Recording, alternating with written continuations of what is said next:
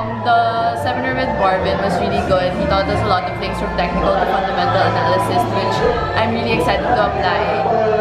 I've been investing in the stock market for over a year now, but now I have more knowledge to it, so I'm more confident in investing and trading in the future.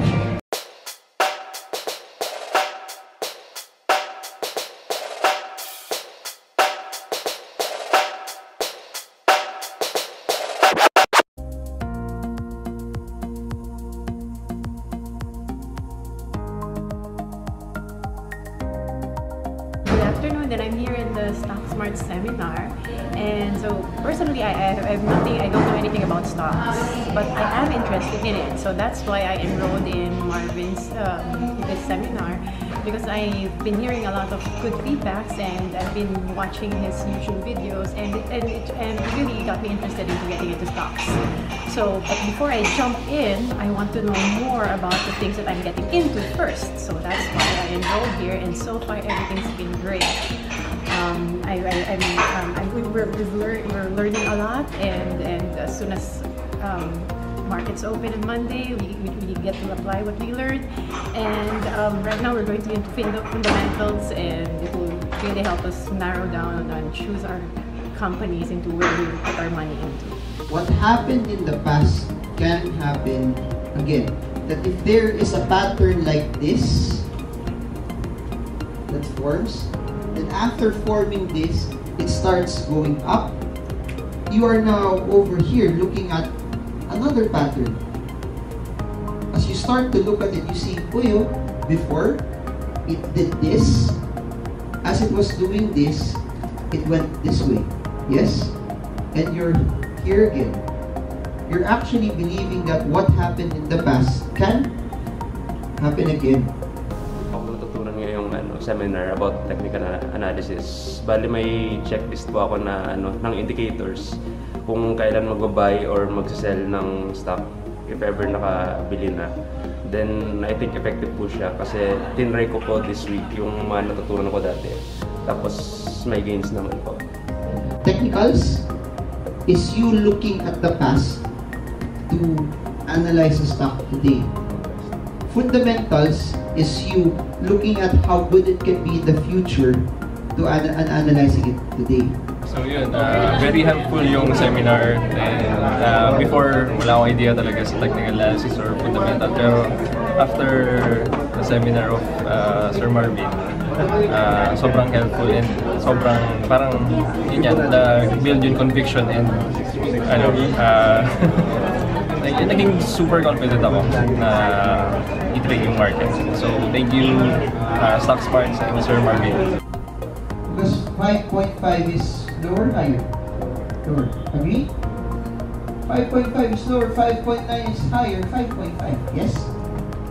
You know what this tells me? Do you want to know? It's basically this. That at 5.9, people were already thinking that it was cheap. Why? Because it never went lower to 5.5. Agree? May kausap ako sa telepono kanina. Pero hindi active ako sa position, hindi ko nalaga. Nasa magpa-bounce pa. Kasi position. Uptrend siya, no? Parang nag-higher low lang. Pero kung base dito, pag ginanong mo, uptrend siya. Siguro yung siguro nag-alala si Joe dahil hindi siya nag-cross. Hindi ko alam.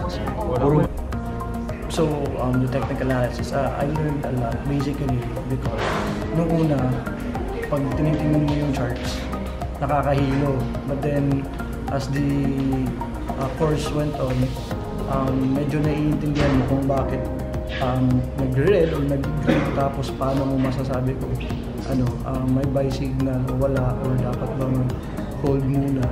And I get to have a deeper understanding on especially yung sa charts, yung mga trends, yung mga moving averages. Kasi noon, hindi ko maintindihan kung anong ibig sabihin ng MACD, yung gano'n. But then after the course, I get to internalize and connect yung mga indicators kung saan dapat bibili pa at kailan bibili. And then sa fundamental analysis naman, I had a deeper understanding on the stocks na binibili ko. Kasi noon pag sinabing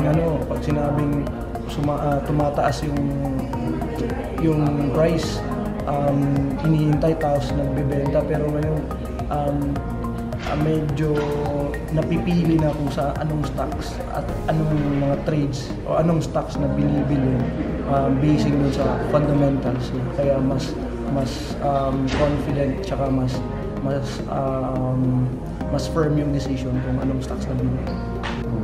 This was House, 8990 Holdings. It's a real estate company, property development company in the Visayas. But they also have here, they have a condo unit in EDSA, Deca sila yun.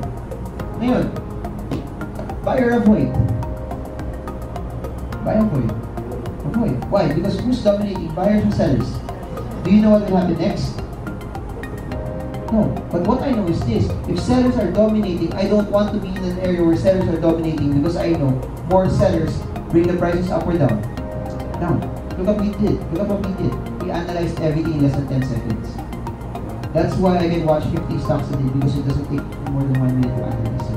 It's either you buy siya or avoid. If wala akong buy, you're done. Wala na, do it.